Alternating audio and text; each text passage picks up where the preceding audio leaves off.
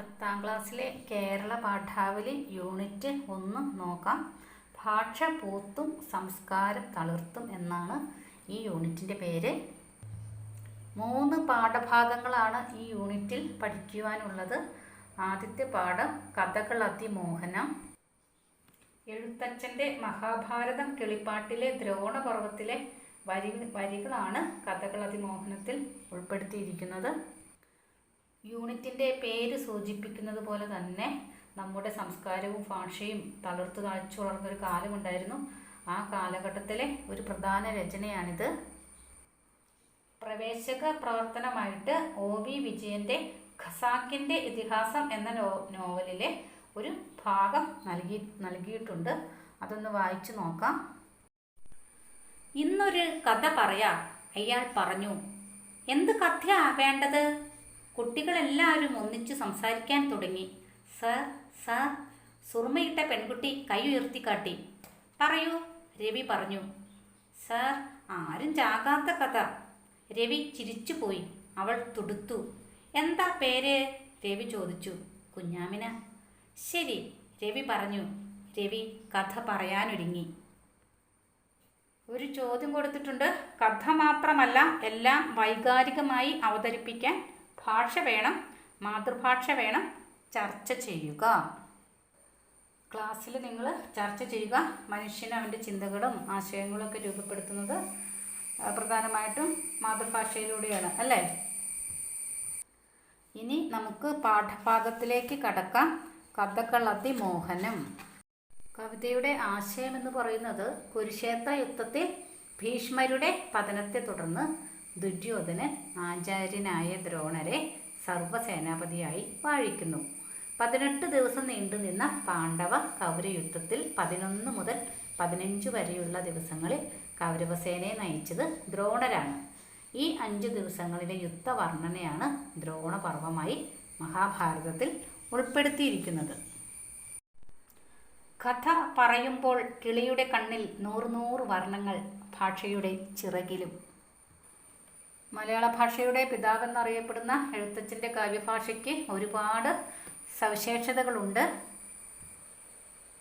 നേരിട്ട് പറയാതെ കിളിയെക്കൊണ്ട് കഥ പറയിക്കുന്ന രീതിയിലാണ് എഴുത്തച്ഛൻ കാവ്യം രചിച്ചിരിക്കുന്നത്. കവിതയിലേക്ക് കടക്കാം.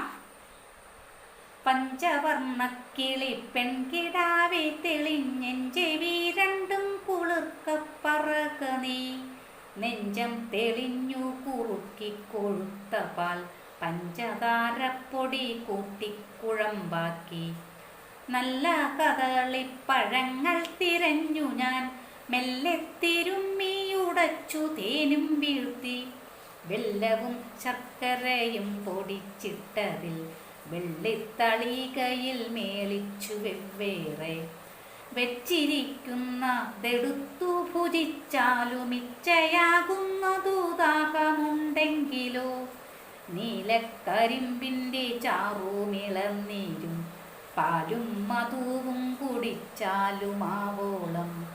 പഞ്ചവർണ്ണക്കിളി അഥവാ 5 നിറമുള്ള തത്തയോട് കവി എന്താണ് പറയുന്നത്?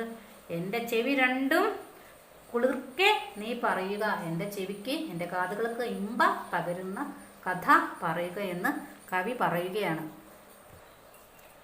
കുറുക്കിയെടുത്ത കൊഴുത്ത പാൽ പഞ്ചസാരപ്പൊടി ചേർത്ത് കുഴമ്പാക്കിയതും, നല്ല കദളിപ്പഴങ്ങൾ കണ്ടെത്തി തിരുമ്മിയുടച്ച് തേനുമൊഴിച്ച് അതിൽ ശർക്കര പൊടിച്ചിട്ടതും, വെള്ളിത്തളികയിൽ വെവ്വേറെ എടുത്തു വച്ചിരിക്കുന്നത് സന്തോഷത്തോടെ കഴിച്ചാലും എന്ന് കവി തത്തയോട് പറയുന്നു. നിനക്ക് ദാഹിക്കുന്നുണ്ടെങ്കിൽ നീലക്കരമ്പിൻ്റെ ചാറും ഇളനീരും പാലും തേനും വേണ്ടുവോളം കുടിച്ചോളൂ എന്നും കവി തത്തയോട് പറയുന്നു. അടുത്ത വരികള്. ഭീഷ്മ സമാനരി നിവാഹത്തിനു ഭീഷ്മർ ശരശയനത്തിന്മേൽ വീണാറെ, തോറ്റ സുയോധനാദികളാകിയ 100 പേരെന്തൊന്നു ചെയ്തതു ചൊല്ലു നീ. ശത്രുക്കൾക്ക് പേടി സ്വപ്നമായ അതിശക്തനായ ഭീഷ്മർ ശരശയ്യയിലായപ്പോൾ തോറ്റുപോയ സുയോധനനും മറ്റു കൗരവരും എന്താണ് ചെയ്തതെന്ന് കിളിയെ നീ പറയുക എന്ന് എഴുത്തച്ഛൻ കിളിയോട് പറയുകയാണ്. സുയോധനൻ എന്നാൽ ദുര്യോധനൻ. ദുര്യോധനൻ്റെ മറ്റൊരു പേരാണ് സുയോധനൻ. കൗരവര് 101 പേരാണ്. ചൊല്ലുവാനാവതില്ലെങ്കിലും ഒട്ടൊട്ടു ചൊല്ലുന്നതുണ്ടു കരക്കെ ചുരുക്കി ഞാൻ. വൻപനാം കർണനോടാശു സുയോധനൻ അൻപോടു സേനാപതിയാക നീ എന്നാൻ. കർണനും മന്ദസ്മിതം ചെയ്തു ചൊല്ലിനാൻ, കർണസുഖം ഞാൻ പറകയില്ലാരോടും. കിളി അപ്പോൾ എന്താണ് പറയുന്നത്? മുഴുവനൊന്നും പറയാൻ സാധിക്കില്ല, കുറച്ചൊക്കെ ഞാൻ ചുരുക്കി പറയാം എന്ന് പറഞ്ഞിട്ട് കിളി കഥ പറഞ്ഞു തുടങ്ങി. ധീരനായ കർണനോട് എത്രയും പെട്ടെന്ന് സേനാപതിയാകാൻ സുയോധനൻ അഥവാ ദുര്യോധനൻ സ്നേഹത്തോടെ പറഞ്ഞു. കർണൻ എന്താ പറഞ്ഞത്? കർണസുഖം നൽകുന്നത് ഞാൻ ആരോടും പറയുകയില്ല എന്ന്. എന്താണ് കർണസുഖം എന്ന് ഉദ്ദേശിക്കുന്നത്? മറ്റുള്ളവരെ സന്തോഷിപ്പിക്കാൻ വേണ്ടിയിട്ട് നമ്മൾ പലപ്പോഴും സത്യം മറച്ചു വെച്ചൊക്കെ സംസാരിക്കാറുണ്ട്. അപ്പോൾ കർണൻ അങ്ങനെയുള്ള ഒരാളല്ല. മറ്റുള്ളവരെ സന്തോഷിപ്പിക്കാനായിട്ട് വെറും വാക്കുകളൊന്നും കർണൻ പറയില്ലെന്ന ഒരു നിലപാടാണ് കർണനുള്ളത്. കർണൻ എന്താണ് പറഞ്ഞത്? ദ്രോണരാമാചാര്യൻ താനിരിക്കെ എന്തു മാനിച്ചു മറ്റുള്ളോർ നിർത്തുന്നിതു പഠ. മന്നവ കേൾക്ക ഭരദ്വാജ നന്ദന നിന്നുള്ള യോദ്ധാക്കളിൽ പ്രബലാധിപൻ. പിന്നെ ഞാൻ പക്ഷേ ഭരിക്കുന്നതുമുണ്ടു മന്നവ സങ്കടമുണ്ടാകയില്ലേതും. മാനിയായുള്ള സുയോധനൻ ദ്രോണരെ സേനാപതിയായ അഭിഷേകവും ചെയ്താൻ. കർണൻ എന്താണ് പറയുന്നത്? ദ്രോണാചാര്യർ ഉള്ളപ്പോൾ എന്തിനാണ് യുദ്ധം അവസാനിപ്പിക്കുന്നതെന്നാണ് കർണൻ പറയുന്നത്. അതായത് ദ്രോണർ ആരാണ്? പാണ്ഡവരുടെയും കൗരവരുടെയും ഗുരുവാണ് ദ്രോണർ. അല്ലയോ രാജാവേ, ഭരദ്വാജന്റെ പുത്രനായ ദ്രോണർ ഇന്നുള്ള യോദ്ധാക്കളിൽ ഏറ്റവും പ്രബലനാണ്. അദ്ദേഹത്തിന് ശേഷം ഞാൻ പട നയിക്കാം, സങ്കടമൊന്നും ഉണ്ടാവുകയില്ല എന്ന് കർണൻ പുഞ്ചിരിച്ചുകൊണ്ട് പറഞ്ഞു. കർണൻ്റെ വാക്കു കേട്ട സുയോധനൻ ദ്രോണരെ സേനാപതിയായിട്ട് അഭിഷേകം ചെയ്തു. കവിതയുടെ ആശയം മനസ്സിലായെന്ന് കരുതുന്നു. കർണനും ഭീഷ്മരും ദ്രോണരും ആരാണെന്നൊക്കെ മഹാഭാരതം വായിച്ചാലാണ് നമുക്ക് നന്നായിട്ട് മനസ്സിലാക്കാൻ സാധിക്കുകയുള്ളൂ. മഹാഭാരതത്തിലെ കഥ നിങ്ങൾ അറിഞ്ഞിരിക്കുക. എഴുത്തച്ഛൻ കിളിയോട് ചോദിക്കുകയാണ്, ഭീഷ്മര് അതായത് കുരുക്ഷേത്ര യുദ്ധത്തിൽ ഭീഷ്മര് ശരശയ്യയിലായി, അദ്ദേഹം വീണുപോയി. അപ്പോൾ ആ സ്ഥാനത്ത് സേനാപതിയായിട്ട് കർണനോട് നിൽക്കുവാൻ പറയുന്നു. പക്ഷേ കർണൻ അത് നിരസിക്കുന്നു. അദ്ദേഹം പറയുന്നത് സേനാപതിയാവാൻ ഏറ്റവും യോഗ്യൻ അവരുടെ ഗുരുവായ ദ്രോണരാണെന്നാണ്.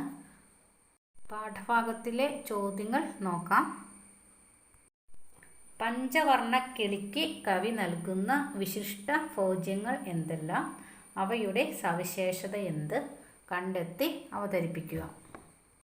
ഉത്തരം: കുറുക്കി കൊഴുത്ത പാൽ പഞ്ചസാര ചേർത്ത് കുഴമ്പാക്കിയതും നല്ല കദളിപ്പഴം തിരുമിയുടച്ച് തേനു ചേർത്ത് ശർക്കര പൊടിച്ചിട്ടതും വെള്ളിത്തളികയിൽ വേറെ വേറെ വച്ചാണ് പഞ്ചവർണ്ണക്കിളിക്ക് നൽകുന്നത്.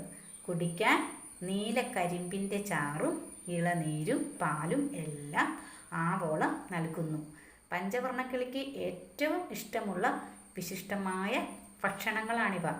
കിളി നന്നായി തന്നെ കഥ പറയാനാണ് കവി ഇവയെല്ലാം നൽകുന്നത്. അടുത്ത ചോദ്യം: കർണസുഖം ഞാൻ പറകയില്ലാരോടും. കർണൻ്റെ ഈ നിലപാട് വർത്തമാനകാല സമൂഹത്തിൽ എത്രമാത്രം പ്രസക്തമാണ്? വിശകലനം ചെയ്ത് കുറിപ്പ് തയ്യാറാക്കുക. ഉത്തരം: മിക്ക ആളുകളും മറ്റുള്ളവരെ സന്തോഷിപ്പിക്കാൻ വേണ്ടി പലപ്പോഴും നുണ പറയാറുണ്ട്. എന്നാൽ കർണൻ്റെ നിലപാട് മറ്റുള്ളവരെ സുഖിപ്പിക്കാൻ വെറും വാക്കുകൾ പറയില്ല എന്നാണ്. സുയോധനൻ കർണനോട് സേനാപതിയാകാൻ പറഞ്ഞപ്പോൾ അതിന് യോഗ്യൻ ദ്രോണാചാര്യരാണ് എന്നു പറഞ്ഞുകൊണ്ട് കർണൻ പിന്മാറുന്നു.